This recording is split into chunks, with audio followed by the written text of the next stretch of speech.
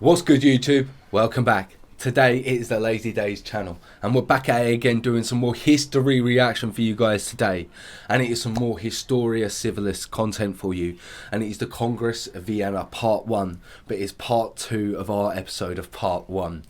We're really looking forward to finding out what they have in store for us for the finishing part of this episode, and then jumping on to part 2. It's been a really good series. Just finding out the information of what happened after the Napoleonic Wars is just interesting in general. Yeah. We're both enjoying it over here. So if you haven't already, head over to their channel, links in the description box down below.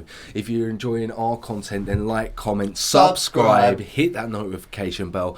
If you want some more content, I also have a personal channel. If you just see along this little box here, you can go over there and there's some more content for you, but we're going to jump straight into this one. Let's do this. And it was Tsar Alexander who accepted Napoleon's surrender.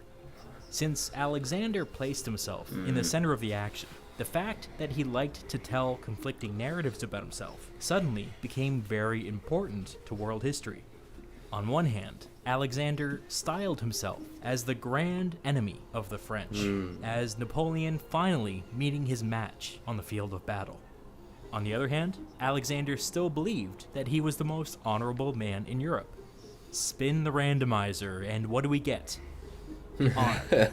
Today, Alexander would treat Napoleon not as the enemy of Europe, but as his equal, the Emperor of Russia meeting with the Emperor of France. Ugh. It was as equals that Alexander negotiated Napoleon's surrender. Oh, I see. And as equals, Alexander gave Napoleon almost everything he wanted. Napoleon would be allowed to retain the title of emperor, and would be permitted to remain an independent monarch until his death, ruling over the small island of Elba off the coast of Italy.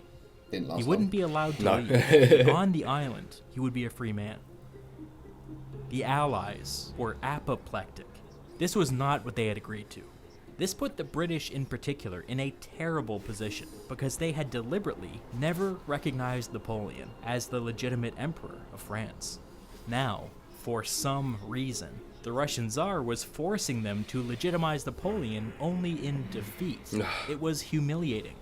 Makes no sense. When the rest of the Allies arrived in Paris, several of their leaders got up in Alexander's face and went ballistic. Alexander was in a different mood that day and gave them a placid response, saying that it was his duty as a Christian to forgive his enemies. This is what made Alexander impossible to deal with. Today, he was saying that Napoleon had to remain an emperor for religious reasons. Yesterday, it was because of honor and tradition. Tomorrow, who knows? The Austrian foreign minister summarized these events in a report to his monarch, in which he called Alexander, and this is a real quote, the biggest baby on earth. He continued, "He has started out by doing a great deal of harm. We have repaired some of it, but we will suffer for some time as a result of those things he got up to in those first moments when he got away from us."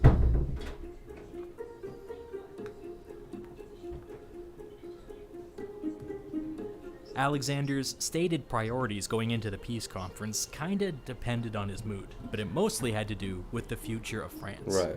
As previously discussed, the Allies had all agreed to restore the old Bourbon dynasty to the French throne. The problem was that Alexander didn't like the Bourbon kings. If you look at France's position in Europe, France had an interest in making sure that Central Europe remained fragmented and weak, and outside of the influence of any other great power. To these ends, France had a long history of aligning itself with countries like Poland and Saxony and the Ottoman Empire. This was, of course, a geopolitical thing, but Tsar Alexander thought it was a personal thing, and that the Bourbon kings uniquely had a problem with Russia.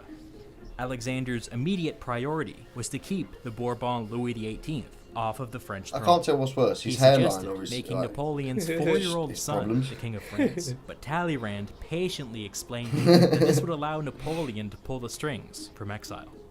Alexander then tried to put a man named Bernadotte on the French throne. Bernadotte was a former French marshal who had turned against Napoleon and was single-handedly responsible for bringing Sweden into the coalition against France. In the late stages of the war, Bernadotte and Alexander had worked closely together, Okay. and Alexander viewed him as the one Frenchman he could trust. Alexander pushed hard for Bernadotte, but Talleyrand wouldn't budge. He and the Allies had all agreed on a Bourbon restoration, and they all saw Bernadotte for what he was, an attempt to put a Russian puppet on the French throne. Okay, yeah. Talleyrand explained to Alexander that he couldn't be placing whomever they wished on the French throne, or they were no better than the revolutionaries. The new king needed to be a legitimate French king of royal blood. Alexander got desperate. What about a distant cousin, a younger brother, anybody but Louis XVIII? Talleyrand held firm, and Alexander backed down. Okay. An impressive feat, considering Yeah. that the Russians had Paris under military occupation. A Bourbon king would return to the French throne, and Alexander's dream of a grand Franco-Russian alliance withered and died.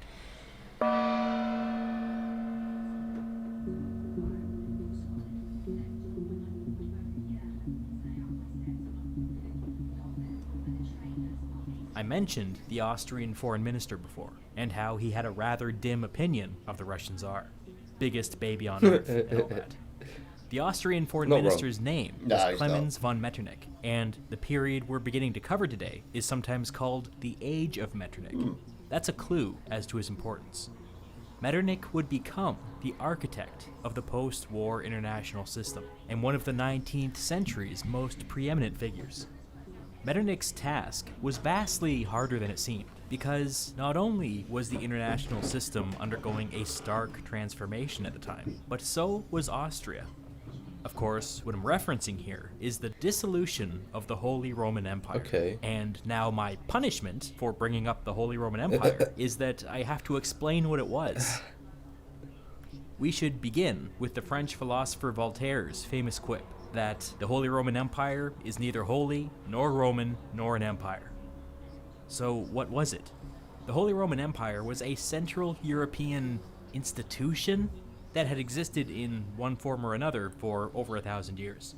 I say institution because the Holy Roman Empire was by no means a state. Each member of the empire conducted its own foreign policy, with its own military, under its own laws. Oh. Hundreds of tiny states Interesting, were I didn't members know of this that. club, this institution, and together they loosely supported a central emperor. The Holy Roman Emperor was a prestigious title with very little actual power behind it. He could call for aid if one of the member states was attacked, but it was up to each independent state whether or not they would respond. Oh. In fact, each state had its own unique deal worked out with the imperial crown, which put further limits on the emperor's power. Some were expected to contribute money to military campaigns, but no soldiers. Some were expected to contribute soldiers, but no money. Some were under no obligation to offer anything at all. By the 17th century, the Holy Roman Emperor could no longer even have an opinion on religious matters, which kind of defeats the whole purpose of the holy part of their title. Although the imperial crown was remarkably weak, the Holy Roman Emperor usually controlled the most powerful state within the empire. Okay. Beginning in the 15th century and continuing up until the Napoleonic Wars, that meant that the Holy Roman Emperor was the Archduke of Austria. Since the 13th century, Austria had been controlled by the Habsburg family. The Habsburgs were one of the most powerful families in Europe, and at times over the last 500 years, they had controlled Portugal, Spain, the Netherlands, the Kingdom of Germany, parts of northern Italy, Austria, Hungary, Croatia, Bohemia. I could go on. The dynasty was remarkably successful, Okay. and what made it especially remarkable is that very little of this territory was gained through conquest. It was instead gained diplomatically. The Austrian Habsburgs had a family motto: let others wage war, but thou, happy Austria, marry. For those kingdoms that Mars gives to others, Venus gives to thee. Okay.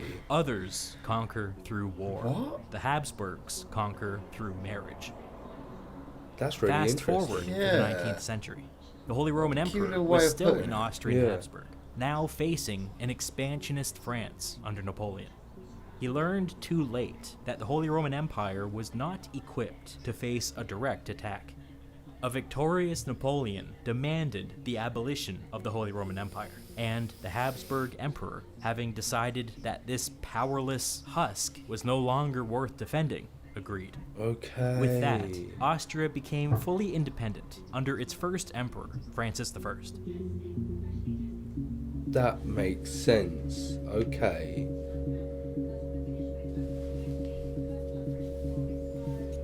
I lay all of that groundwork because by 1814, Austria was at a crossroads.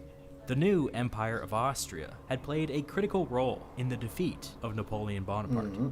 But now what?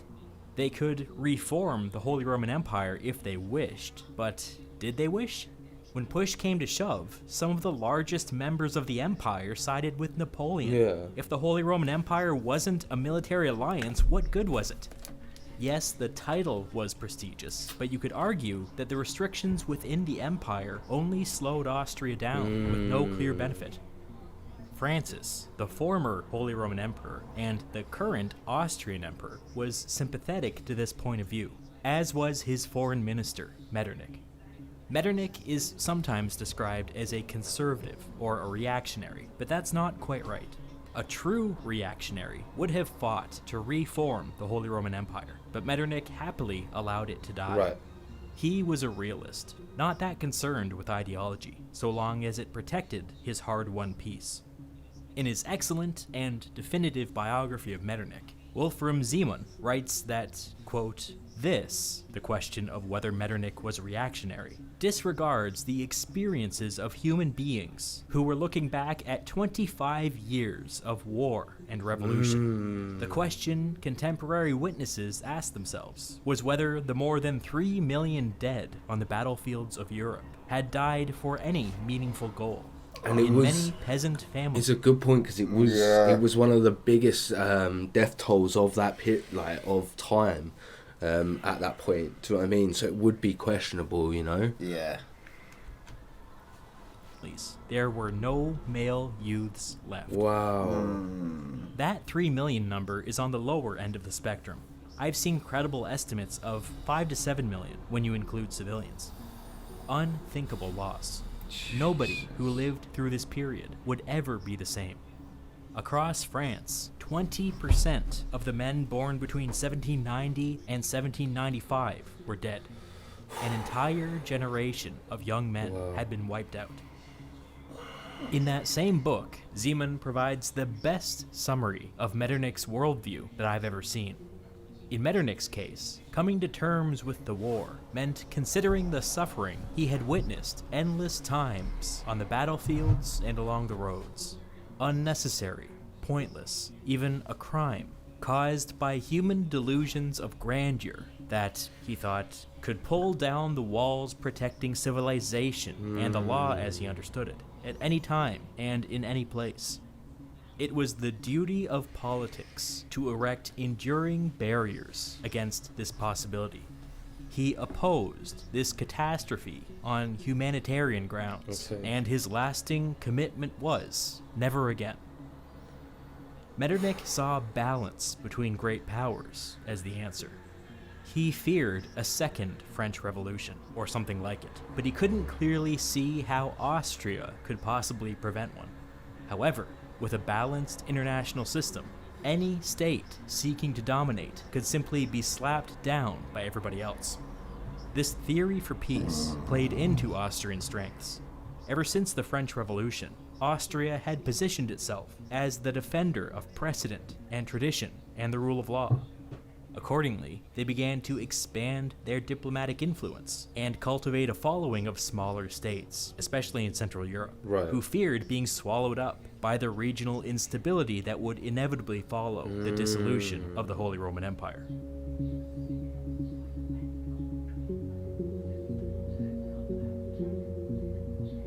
Before proceeding, it would be helpful to discuss what the Austrian Empire actually was. What we're really talking about here is the personal holdings of the Habsburg family, which included the lands that had been the Duchy of Austria, but it also included the Kingdom of Hungary, the Kingdom of Bohemia, the Kingdom of Croatia, along with a hodgepodge of other titles. It may be helpful to look at the ethnic breakdown of the Austrian Empire, because this will tell you everything you need to know about Austrian politics. First and foremost, there was the German-speaking core, centered around Vienna and the old Duchy of Austria. Then there were the Magyars of Hungary, who spoke Hungarian. The third major group were the Bohemians, who spoke Czech. Okay. Then in the borderlands, there were Croats, Serbs, Slovaks, and others who spoke various Slavic languages. To the east, there was Transylvania, whose inhabitants spoke Romanian. There were also regions where the majority spoke Polish and Ukrainian. And although this wasn't the case at this exact moment, the Austrian Empire would soon have a large Italian minority as well. Okay. By one count, the Very Austrian diverse. Empire consisted of 14 ethnic groups, Wow. speaking 17 different languages.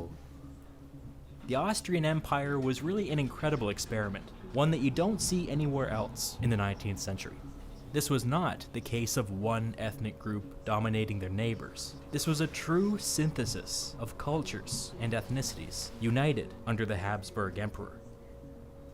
In the eyes of the Habsburg Emperor, all of these holdings were at least theoretically co-equal, which made administering the empire the world's most complicated balancing act. The constraints within the Habsburg system become clear when you look at the crown's relationship with the Kingdom of Hungary.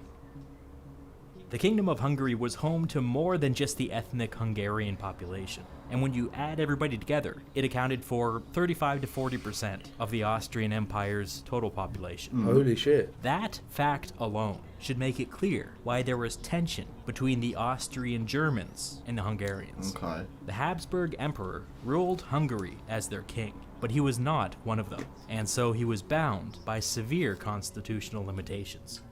One of these limitations was that the Hungarian king was not allowed to tax the people of Hungary. The local Hungarian aristocracy was allowed to tax the people, but they were under no obligation to pass that money along to their king. Okay. Again, this is 35 to 40% of the empire's population we're See. talking about. It's their version of tax evasion. I see. Do you know what I mean? All the big rich people. That's why they've got so many Austro-Hungarians. They're like, wait a minute. So I'd imagine that the Hungarian tax would probably be cheaper than other states. Because obviously, if the other states, if they're not getting Hungarian tax, then I imagine they increase the tax on the other states to make up for that. Do you get what I'm saying? Right, yeah, I think I'm with you. I could be just chatting out my This house. exemption created a massive hole in the imperial budget that Austria was constantly trying to fill. Over the centuries, this arrangement resulted in the Hungarian aristocracy becoming extremely rich, even though the Hungarian people remained quite poor compared to the German-speaking population to the west. The Hungarian king was also constrained when it came to military recruitment. Despite being home to 35 to 40% of the Austrian Empire, Hungarian subjects only made up like 5% of its military. This number could fluctuate. During the Napoleonic Wars, it climbed as high as 20%. But in order to accomplish that, the Habsburg Emperor had to go to the Hungarian aristocracy and give them whatever they wanted. This tenuous constitutional relationship meant that Austria was cursed in a way to be in constant negotiations with itself. The Hungarians were always suspicious of any territorial gains that added more ethnic Germans to the empire. The whole political system was a delicate balance, and if the ethnic Germans got something, the Hungarians always wanted something too. Despite all of its contradictions, the Austrian Empire had a lot of credibility on the international stage. Whatever the reasons, the fact that Austria was not primarily concerned with territorial expansion mattered a lot, especially to all of those tiny Central European states who had recently been made vulnerable by the dissolution of the Holy Roman Empire. It meant that despite having the weakest military of the great powers, Austria had a lot of friends, at a time when having a lot of friends was a valuable thing to have. Okay. None of this was true of the other German great power. In many ways, Austria's mirror opposite. Where Austria was old, they were young. Where Austria was defined by their diversity, they were defined by their Germanness. Where Austria was weaker militarily than they could be, they were stronger militarily than they ought to be. Where Austria was not that interested in territorial expansion, they were obsessed with it to the point where they thought of very little else. The two German great powers were brothers, but they were brothers that did not get along. Okay.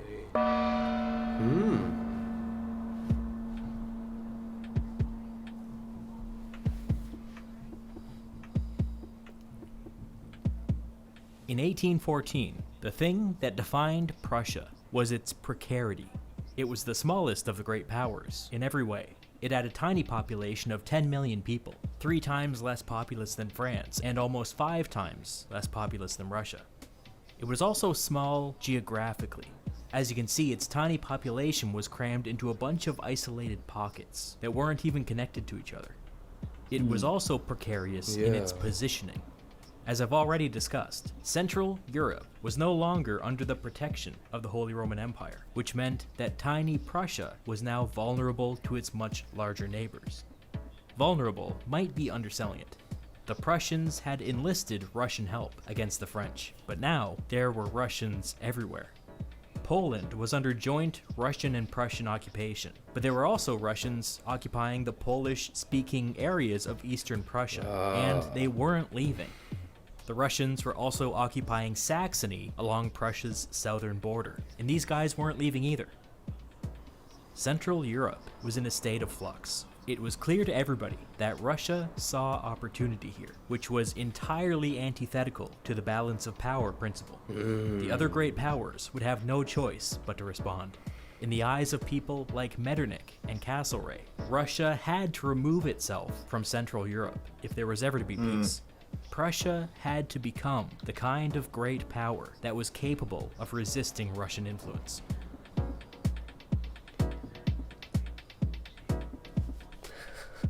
That was the priority of the Prussian Prime Minister and Foreign Minister, Karl August von Hardenberg. The experience with Napoleon had taught Hardenberg that Prussia was not yet a true great power. Okay. It was powerful What was it regionally, missing? but it was too small to have a global impact. In order to graduate from a regional power to a great power, Prussia needed people, Prussia needed resources, and Prussia needed territory.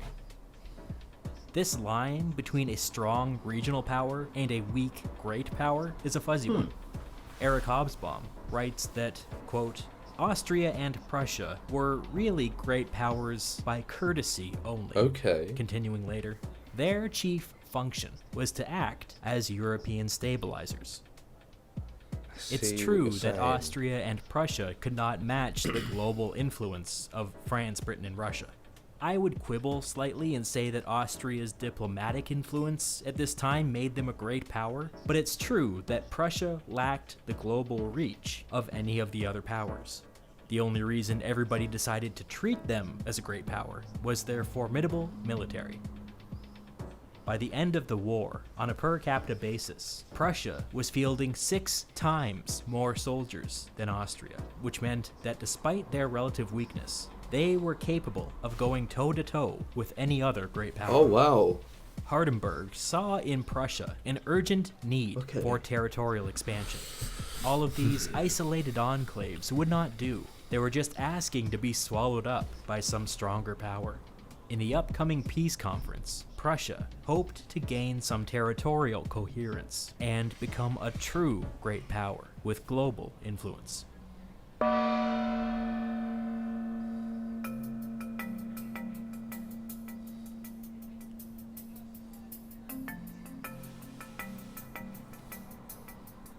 The original plan was for the 4 victorious great powers, Britain, Russia, Austria, and Prussia, to dominate the peace conference and impose their will upon everyone else.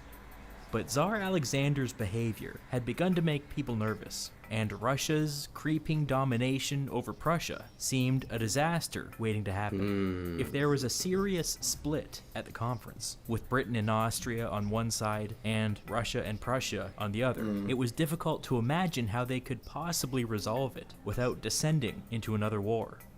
Metternich and Castlereagh saw this looming crisis before them, and so they approached Talleyrand and asked him to represent France at Vienna. France remained a great power, and so it made very little sense to exclude them from shaping the post-war world. Besides, Napoleon Bonaparte had been defeated and removed from power, which meant that France was theoretically a normal country again. Okay. Naturally, nothing could have pleased Talleyrand more. Castlereagh and Metternich pulled in Hardenberg of Prussia, who was still keen on finding a way to resist Russian influence, and got him to agree. This left Tsar Alexander isolated, when the 4 other great powers came to him and demanded that France be given a seat at the Congress. He, of course, threw a fit, but then reluctantly agreed.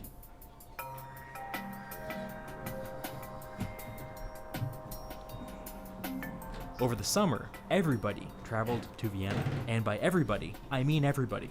Virtually every state in Europe sent delegations, and some states that didn't even exist anymore sent delegations as well. Wait, what? After decades of war, a festive, slightly euphoric mood took over the city.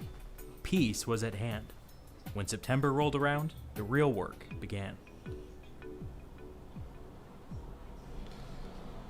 And I guess we'll find out what happens in part 2. Interesting. Yeah, I am Interesting. looking forward to it. That was good. It's really enjoyable finding out all the information. I am looking forward to seeing what countries get what, if they get what they wanted. Yeah, or, I didn't know that countries, like delegations, diplomats of other countries didn't exist anymore went as well. Yeah, that was an interesting fact. That was quite cool. So there's a lot more to come for sure. I definitely looking forward to it. If you guys are looking forward to it, then like, comment, subscribe, hit that notification bell, and we will catch you in the next video. See you in a bit.